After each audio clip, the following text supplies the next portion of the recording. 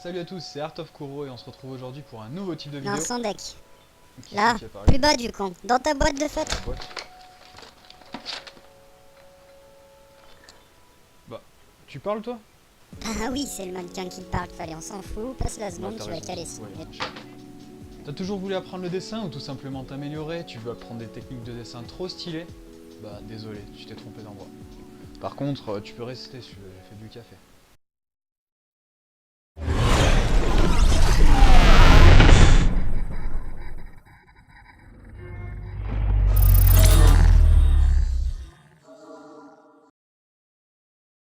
Alors avant de commencer, il vous faudra au minimum du papier et un crayon. Merci, Captain Obvious. Non mais c'est important de le préciser, j'ai essayé avec du Nutella, une branche d'arbre et sur un morceau de carton et c'est pas top. Alors maintenant qu'on a rayé ces trois de la liste, on peut vraiment attaquer sur le matériel. Alors en parlant de papier, je vous conseille d'utiliser un papier assez épais, du genre Canson, parce que vous allez vous rendre compte que le papier basique, c'est de la merde. Démonstration.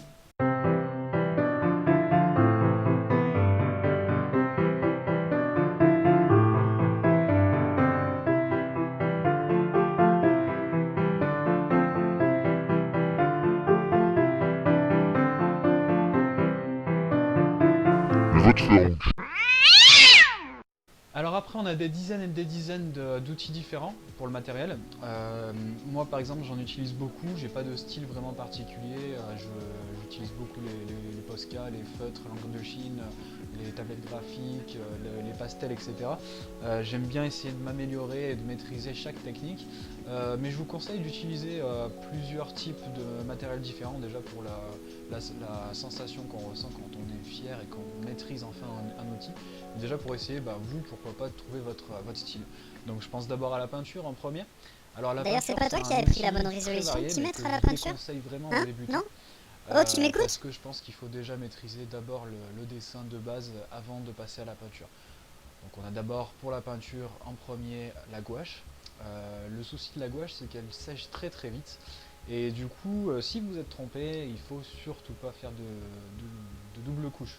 Parce que la gouache, ça va la faire craqueler. T'en as trop mis, gros! De la peinture. Non mais là je pense qu'on peut difficilement faire une pire imitation de Salut les Geeks.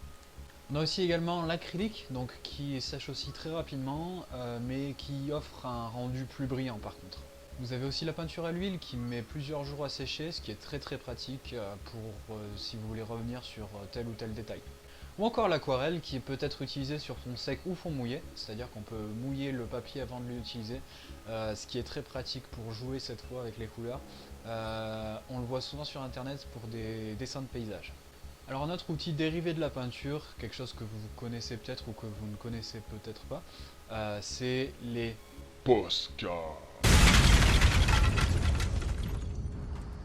J'adore les Posca, c'est mon matos préféré, c'est ce que j'utilise le plus je pense. C'est des feutres avec de la peinture à l'eau à l'intérieur.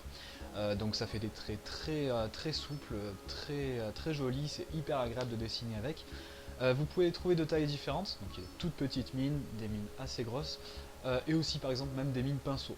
Donc vraiment on a de tout. Et c'est surtout utilisé par les graffeurs, ou également des artistes qui customisent des casques audio, des enceintes, etc.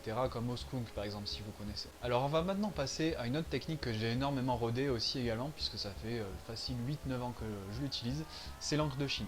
Alors l'encre de Chine c'est très difficile à maîtriser avec une plume. Par contre vous avez une autre possibilité, c'est les stylos à cartouche rechargeable. C'est beaucoup plus facile et j'ai grandi avec eux, je me suis amélioré avec eux, je les ai depuis très longtemps. C'est très agréable de dessiner avec l'encre de Chine pour faire le tracé avec des stylos à l'encre de Chine. Vous pouvez aussi les associer avec des Posca pour faire de très beaux dessins. Alors maintenant, deux styles dont je vais vous parler en accéléré, parce que je viens juste de m'y mettre, c'est les fusains et les pastels. Donc les fusains sont très pratiques pour votre croquis avant le dessin, et les pastels pour le dessin lui-même. Par contre, moi je trouve que les pastels sont très compliqués à s'y mettre au début, vraiment s'améliorer. Mais bon, plutôt que de mourir con, on va essayer de voir ce que ça donne. Alors pour un autre type de dessin, maintenant, la plupart du temps des portraits, on a un outil qu'on appelle la gomme mie de pain.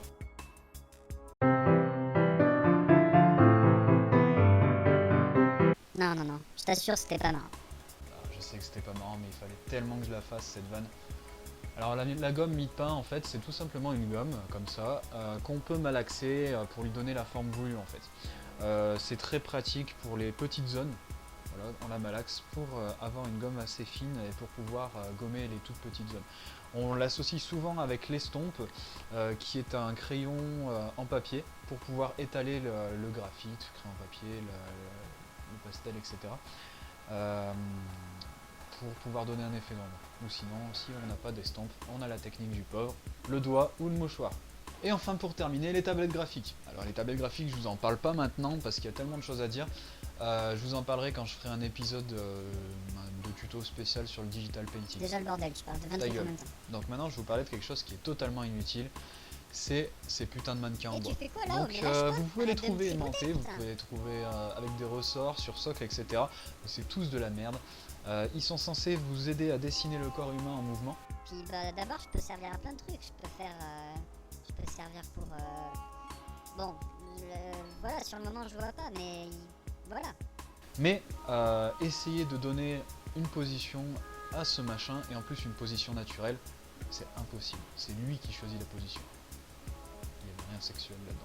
Après, on développera un peu plus les différents outils dans les prochains tutos quand on passera à la pratique.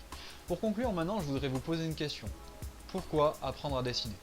Vous avez 4 heures. On m'a souvent dit, Oui, mais je suis nul en dessin. alors Oui, mais j'ai pas de talent. mais on s'en fout, le principal c'est que ça vous fasse plaisir. La technique viendra avec le temps et l'entraînement, et tout le monde peut dessiner. Alors pourquoi apprendre le dessin? Le dessin a énormément d'avantages. Déjà, quand ça devient une passion, on prend énormément de plaisir à dessiner, on décompresse, on oublie tout quand on dessine. Le dessin a énormément également d'avantages pour le corps. Déjà les capacités psychomotrices et spatiales qui sont améliorées, par exemple la compréhension des formes, des couleurs, de l'espace, des lignes, des ombres. La coordination œil, cerveau, main qui est améliorée aussi. Mais également aussi pour le mental, le fait de dépasser ses limites, de remarquer son progrès, ça donne une énorme confiance en soi. On peut aussi citer en plus du corps et du mental, le fait qu'on soit plus à l'écoute du monde qui nous entoure, c'est-à-dire des personnes, des paysages. On voit plus, entre guillemets, avec notre œil artistique et on se demande comment on aurait dessiné telle ou telle chose qu'on croise. On s'émerveille des moindres détails qui nous avaient échappé jusque-là, et on améliore notre créativité, notre imagination et notre concentration. Sur ce, j'espère que j'en aurai motivé quelques-uns. Pour les autres, j'espère que je vous aurai donné une bonne image de ma passion. Je pense pas détenir la science infuse, je pense pas être le meilleur non plus, de très loin, mais je vais essayer de vous donner un max d'informations dans les prochains tutos sur le dessin, pour que vous puissiez vous améliorer le plus rapidement possible. On va dire qu'on va progresser ensemble. Donc c'est tout pour ce premier épisode. Si vous voulez me donner votre avis ou si vous avez des questions, vous pouvez laisser un commentaire. Et on se dit à la prochaine. Ciao!